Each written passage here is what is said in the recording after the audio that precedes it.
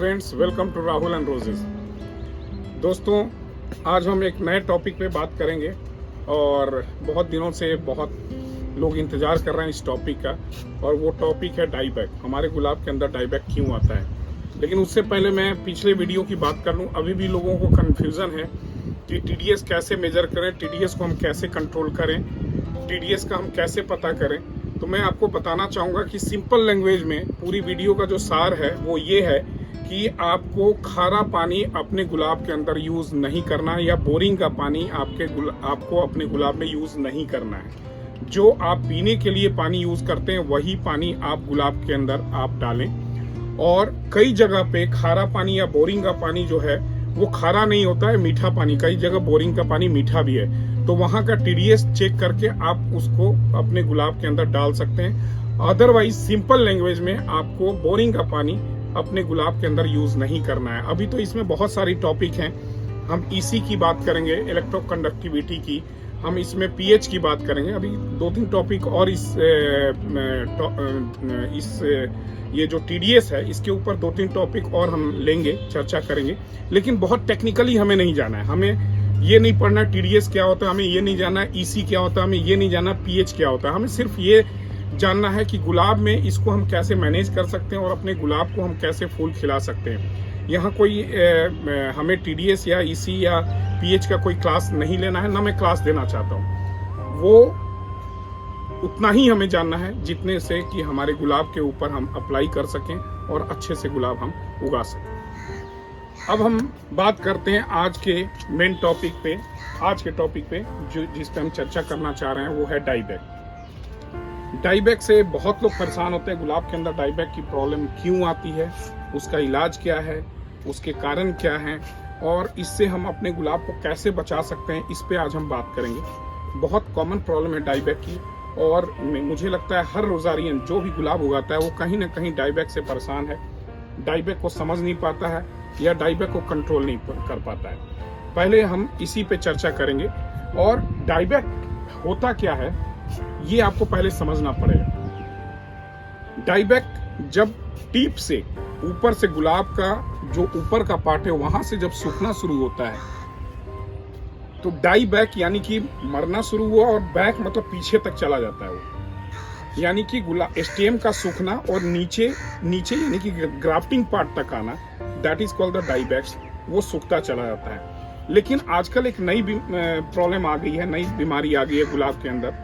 जो डाईबैक है जहां ग्राफ्टेड पार्ट है वहीं डाईबैक कर जाता है, और वहीं जब ग्राफ्टेड पार्ट जब डाईबैक कर जाता है तो फिर उसको बचाना बहुत मुश्किल है, बच ही नहीं पाता है। तो आजकल कई जगह पे ये भी आया, मैं भी फेस किया हूँ, जो ग्राफ्टेड पार्ट है वहीं से डाईबैक शुरू हो जाता है और गुलाब फाइनली वो मर जाता है। तो डाईबैक सिंपली अब आप समझ गए होंगे कि गुलाब का स्टेम का सूखना और सूखते हुए नीचे की ओर आना, और पूरे प्लांट को, वो पूरे स्टेम को इनगल्फ कर जाता है, खा जाता है, और प्लांट हमारा फाइनली वो मर जाता है। वर्टिसिलियम एल्बोट्रम एक फंगस होता है जो प्लांट पैथोजन का मतलब होता है एक पैथोजन, एक एजेंट होता है जो इस फंगस को, इस बीमारी को प्लांट के अंदर लेकर जाता है, फैलाता है। ये एक ऐसा फंगस है जो हमारे गुलाब के अंदर अगर आ जाता है तो डाईबैक की प्रॉब्लम आती है। और इसको तब सपोर्ट मिलता है जब फेवरेबल कंडीशन हमारे गुलाब को नहीं मिलता है। फेवरेबल कंडीशन अभी मैं वो भी बताऊंगा क्या कारण है डाईबैक लगने का, और जो पैथोजन है उसको कौन सा ऐसा इंसिडेंट है, कौन सा ऐसा रीजन है, क्या ऐसा कारण है जो इस पैथोजन को हेल्प करता है, इस फंगस को हमारे प्लांट के अंदर कैरी करने में, वो मैं आपको अब बताना चाहूंगा उसका रीजन क्या है। अब अगर हम बात करें कारण की कि ऐसा क्या कारण है, ऐसे कौन से रीजन्स हैं हमारे गुलाब के अंदर या हमारे गार्डन में जो डाईबैक की बीमारी को सपोर्ट करते हैं गुलाब के अंदर, और हमारा प्लांट मर जाता है। तो मैं आपको बताना चाहूंगा कि हमारे गुलाब के अंदर जो मेन पार्ट है वो है रूट, और रूट से ही हमारे प्लांट को सपोर्ट मिलता है। अगर रूट बीमार पड़ गया, रूट किसी तरीके से कमजोर पड़ गया, तो हमारे प्लांट के अंदर बीमारी आनी तय है। अगर रूट हमारा मजबूत है, रूट सिस्टम हमारा ठीक है और रूट में कोई प्रॉब्लम नहीं आ रही है, तो आपके प्लांट को कोई नहीं मार सकता, क्योंकि सारा जो खेल है वो जड़ का है। अगर जड़ ही डैमेज हो गया तो फिर कुछ भी नहीं हो सकता है। तो डाईबैक से बचाने के लिए सबसे पहले हमें जड़ पे काम करना पड़ेगा, रूट पे काम करना पड़ेगा। और रूट पे इफेक्ट कैसे और किस तरीके से पड़ता है, उसके कौन से ऐसे कारण हैं, और खास करके मैं 3 कारण पे डिस्कस करना चाहूँगा यहाँ पे, जिसकी वजह से रूट पे इफेक्ट पड़ता है और फाइनली हमारे प्लांट मर जाते हैं।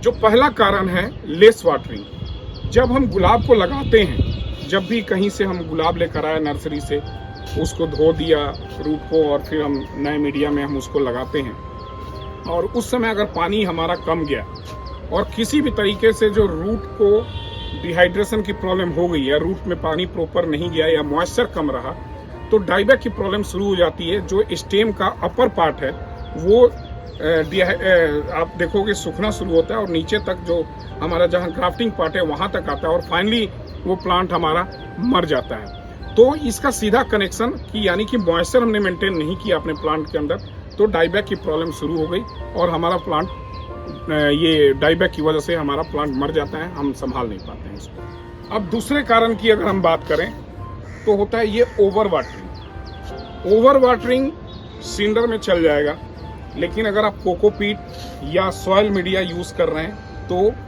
इन दोनों में ओवर वाटरिंग नहीं चल सकता है। ओवर वाटरिंग का मतलब ये नहीं होता है पानी ज्यादा देना। ओवर वाटरिंग करने का मतलब यह है कि अगर वाटर लॉगिंग की प्रॉब्लम अगर आ गई आपके गुलाब के अंदर, चाहे आपका गुलाब कितना भी पुराना क्यों ना हो, चाहे गुलाब नया है, अगर वाटर लॉगिंग हो गई, रूट में वाटर लॉगिंग की प्रॉब्लम आ गई, तो डाईबैक की प्रॉब्लम, उससे क्या होता है कि जो रूट है वो रॉट करना शुरू कर देता है, रूट रॉटिंग शुरू हो जाती है।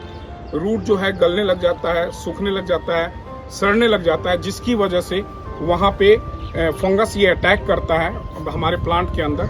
और क्योंकि रूट हमारा, मैं पहले ही आपको बताया कि रूट अगर कमजोर होगा तो ये जो फंगस है वो बहुत जल्दी अटैक करता है आपके प्लांट के अंदर। तो वहाँ रूट रॉटिंग अगर आ गई, रूट हमारा कमजोर पड़ गया, तो ये हावी हो जाता है, ये भारी पड़ जाता है फंगस, और फाइनली ये डाईबैक की प्रॉब्लम शुरू हो जाती है और हमारा प्लांट मर जाता है। तो पहला कारण लेस वाटरिंग, दूसरा कारण ओवर वाटरिंग या वाटर लॉगिंग। ओवर वाटरिंग यानी कोकोपीट में या सॉइल मीडिया में हो सकता है, सिंडर में ओवर वाटरिंग की प्रॉब्लम नहीं आती है। वाटर लॉगिंग की प्रॉब्लम सिंडर में आ सकती है, क्योंकि आप कहेंगे सर सिंडर में भी मेरे को डाईबैक की प्रॉब्लम फेस कर रहा हूँ, तो वहाँ पे वाटर अगर रूट कॉइल हो गया तो वहाँ पे वाटर लॉगिंग की प्रॉब्लम आ जाती है, पानी इकट्ठा हो जाता है, और पानी जब इकट्ठा होगा तो रूट को सड़ाना गलाना शुरू कर देगा और हमारा प्लांट कमजोर पड़ जाएगा। ये जो फंगस से अटैक करेगा और हमारे गुलाब को डाईबैक की वजह से मार देगा। अब अगर हम तीसरे कारण की बात करें, ये बहुत इंपॉर्टेंट है। तीसरा कारण है पीएच और फर्टिलाइजर। अगर हमारे मीडिया का पीएच, हमारा गुलाब जो है 6.5 से 7 तक बहुत अच्छा चलता है। अगर आपका मीडिया, कोई भी मीडिया हो, सॉइल मीडिया हो या कोकोपीट मीडिया हो या सिंडर मीडिया हो, अगर इसका पीएच एसिडिक है, यानी एसिड की तरफ ज्यादा है, 6.5 से नीचे है, 5 से नीचे चला गया, 4 हो गया, 3 हो गया, अगर बहुत ज्यादा एसिडिक है तो ये रूट को डैमेज कर देता है, रूट के अंदर प्रॉब्लम क्रिएट कर देता है, और जिसकी वजह से रूट रॉटिंग शुरू होती है।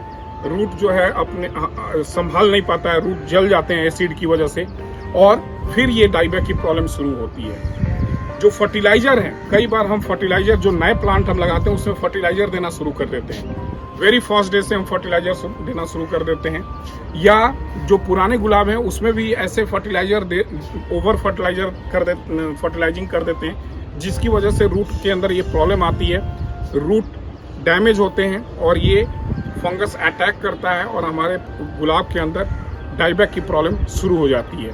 तो ये 3 कारण है। पहला कारण less watering, over watering, second कारण या वाटर लॉगिंग कर सकते हैं, और तीसरा एसिडिक मीडिया और फर्टिलाइजर ज़्यादा जाना। तो ये कारण है जिसकी वजह से हमारे गुलाब के अंदर डाईबैक की प्रॉब्लम शुरू होती है। अब हम डिस्कस करेंगे कि इससे हम कैसे ओवरकम करें, कैसे इसको ख़त्म करें। अगर डाईबैक की प्रॉब्लम आ जाती है हमारे गुलाब के अंदर तो हमें इससे कैसे बचना है, कैसे इसको बचाना है, वो मैं आपको बताना चाहूँगा। जैसा कि मैं बता रहा था कि डाईबैक की अगर प्रॉब्लम आ जाती है तो हमें क्या करना चाहिए। ये गुलाब का प्लांट आप जो देख रहे हैं ये वेनिला परफ्यूम है और इसके अंदर डाईबैक की प्रॉब्लम आई हुई है, और इसके साथ मैं ट्रीटमेंट कैसे करूंगा और क्या करना चाहिए वो मैं आज आपको प्रैक्टिकली दिखा रहा हूं ताकि आपको समझ में आ जाए। आप जैसा ये स्टेम देख रहे हैं, इसमें पूरी तरह से डाईबैक की प्रॉब्लम आ गई है। अब ऐसे में इसको हमें यहाँ तक काटना पड़ेगा, और अगर ब्लैक है यहाँ पे फिर भी तो और नीचे तक काटना पड़ेगा। अभी देख रहे हैं ये ब्लैक है अभी, तो इसको और नीचे तक हमें काटना पड़ेगा। ये इस तरीके से अभी ये पूरा का पूरा जो स्टेम है वो पूरा डाईबैक है, तो यहाँ तक ये पूरा ये हमें ये हटाना पड़ेगा।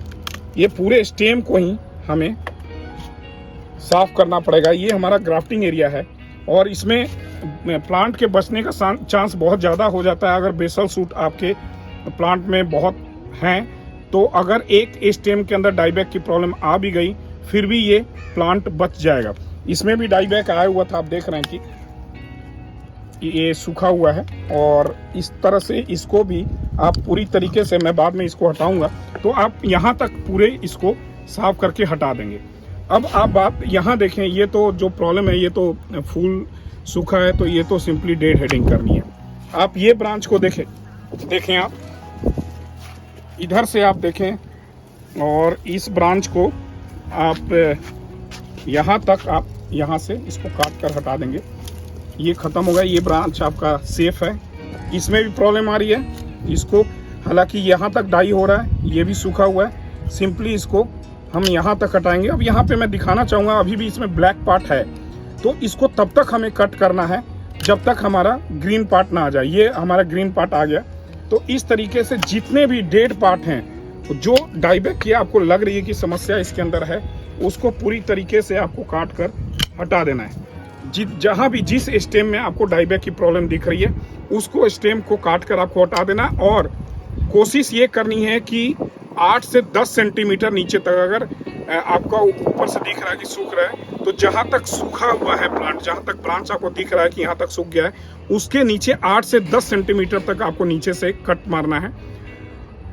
और इसको इजी वे में और समझ लीजिए कि अगर उसमें आपको कट मारने के बाद भी अंदर दिख रहा है कि थोड़ा पार्ट ब्लैक है, ब्लैकनिंग है या थोड़ा काला भी है, तो उसको तब तक कट करना है जब तक पूरी तरीके से ग्रीन नहीं हो जाता है। उसके बाद काटने के बाद आप उसके अंदर कोई भी सिस्टमेटिक फंगीसाइड का पेस्ट बना के उसको ऊपर लगा सकते हैं। हालांकि ये इतना वर्क नहीं करता है, लेकिन अपने खुशी के लिए हम लगा सकते हैं और हमारे अंदर एक कॉन्फिडेंस आ जाता है। सारा खेल कॉन्फिडेंस का है, सारा कॉन्फिडेंस आ जाता है कि अब हमने इसके अंदर फंगीसाइड लगा दिया है, हमारे प्लांट के अंदर अब कोई प्रॉब्लम नहीं आएगी।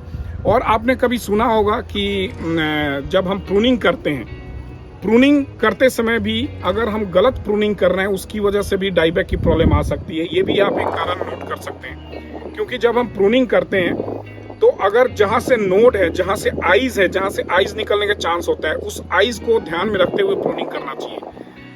इंडिया में, हिंदुस्तान में ये भी एक रीजन है डाईबैक की प्रॉब्लम का। अगर जहां से आइज निकलनी होती है उसी पार्ट को अगर काट देते हैं तो प्लांट को सपोर्ट नहीं मिलता है नया ब्रांच देने का, जिसकी वजह से वहां से डाईबैक की प्रॉब्लम शुरू हो जाती है। तो जब भी आप प्रूनिंग करें, वो प्रूनिंग का जब मैं वीडियो बनाऊंगा उस समय ये बात मैं समझाऊंगा आपको, जब भी आप प्रूनिंग करें तो नोड को या आइज को ध्यान में रखते हुए प्रूनिंग करें।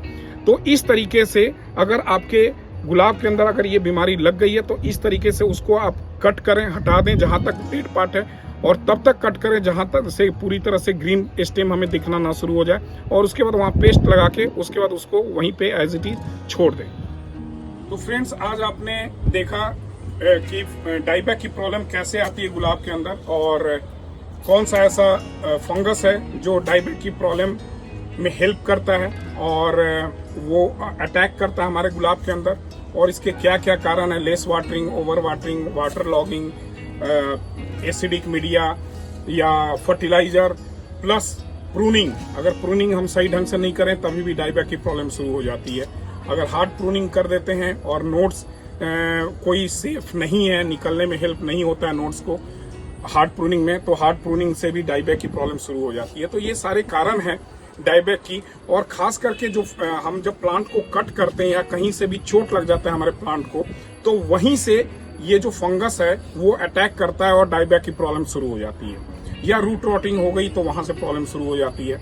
और खास करके जब रूट रॉटिंग अगर प्रॉब्लम आ जाती है तो वो सीधा अटैक करता है जहां ग्राफ्टिंग पार्ट है, जो जहां से ग्राफ्ट हुआ पड़ा है, जो ग्राफ्टिंग नोड है वहीं पे अटैक करता है और वहीं से डाईबैक की प्रॉब्लम शुरू हो जाती है और फाइनली गुलाब को बचाना मुश्किल हो जाता है, पूरी तरह से प्लांट को वो खत्म कर देता है। कोई भी सिस्टमेटिक फंगीसाइड आप अपने गुलाब के अंदर वीकली आप अप्लाई करें। किसी भी इंसेक्टिसाइड के साथ अगर आप फंगीसाइड मिला के डालना चाह रहे हैं तो डाल सकते हैं। एलिएट हेल्प करता है डाईबैक को कंट्रोल करने में। इसके अलावा कॉपर फंगीसाइड हैं, वो हेल्प करता है डाईबैक को कंट्रोल करने में, या कोई और भी सिस्टमेटिक फंगीसाइड है वो आप अप्लाई कर सकते हैं। हालांकि मार्केट में कोई भी ऐसा फंगीसाइड नहीं बना है जो डाईबैक के नाम पे बना हो या डाईबैक के लिए सिर्फ बना हो, कोई ऐसा फंगीसाइड नहीं है। बट लेकिन देखा गया है कि एलिएट जो है वो हेल्प करता है, जो कॉपर फंगीसाइड है वो हेल्प करता है, या कभी कभी जो सिस्टमेटिक फंगीसाइड जो है मार्केट में जो मिलते हैं वो हेल्प करता है गुलाब को डाईबैक से बचाने में। तो हमें ये कोशिश करनी चाहिए कि ये बीमारी लगे ही नहीं। अगर लग भी जाती है तो कैसे उसको कंट्रोल करना है वो मैंने आप लोगों को दिखा दिया। इस तरीके से हम डाईबैक को पूरी तरह से अपने गुलाब के अंदर, अपने गार्डन के अंदर कंट्रोल कर सकते हैं। फ्रेंड्स, मॉइस्चर मेंटेन करना बहुत इंपॉर्टेंट है और सिंडर में कहा जाता है गुलाब बहुत अच्छे होते हैं। उसका रीजन यही है कि सिंडर में मॉइस्चर मेंटेन करना बहुत आसान है। कोकोपीट में मॉइस्चर मेंटेन करना मुश्किल है, सॉइल मीडिया में मॉइस्चर मेंटेन करना बहुत मुश्किल है और इसी वजह से डाईबैक की प्रॉब्लम सॉइल मीडिया में या जो कोकोपीट मीडिया है उसमें ज़्यादा होती है कंपेयर टू सिंडर मीडिया। तो सिंडर मीडिया में अगर ओवर वाटरिंग हो भी जाता है तो पूरा पानी फ्लश आउट हो जाता है, जिसकी वजह से वाटर लॉगिंग नहीं होती और आपका रूट सेफ रहता है। तो इसी कारण से हम सजेस्ट करते हैं कि आप कोई भी गुलाब आप सिंडर मीडिया में लगाएं तो बेहतर होगा। कोकोपीट में कई लोग गुलाब लगा रहे हैं और ये उनको प्रॉब्लम आ रही है और वो ये बार बार कह रहे हैं कि सर कोकोपीट में जो पत्ते हैं वो पीले पड़ रहे हैं। कोकोपीट का जो मीडिया होता है वो कभी कभी बहुत ज़्यादा एसिडिक हो जाता है, जिसकी वजह से लीव्स वगैरह बर्न होने शुरू हो जाते हैं। तो उस केस में एक बार बहुत अच्छे से 2-3 बार फ्लश आउट कर दें, पानी बहुत अच्छे से डाल दें और कोशिश करें कि उसका जो एसिडिक मीडिया को हम किसी भी तरीके से अल्कलाइन की तरफ ले जाएं। थोड़ा चूना पानी वगैरह थोड़ा बहुत कम मात्रा में अगर डालेंगे तो उससे वो प्रॉब्लम खत्म हो जाएगी कोकोपीट के अंदर। वो हम बाद में आपसे डिस्कस करेंगे उसके बारे में। अभी फिलहाल मैं ये कहना चाह रहा हूँ कि गुलाब को अगर डाईबैक से बचानी है तो आपको मॉइस्चर मेंटेन करना पड़ेगा।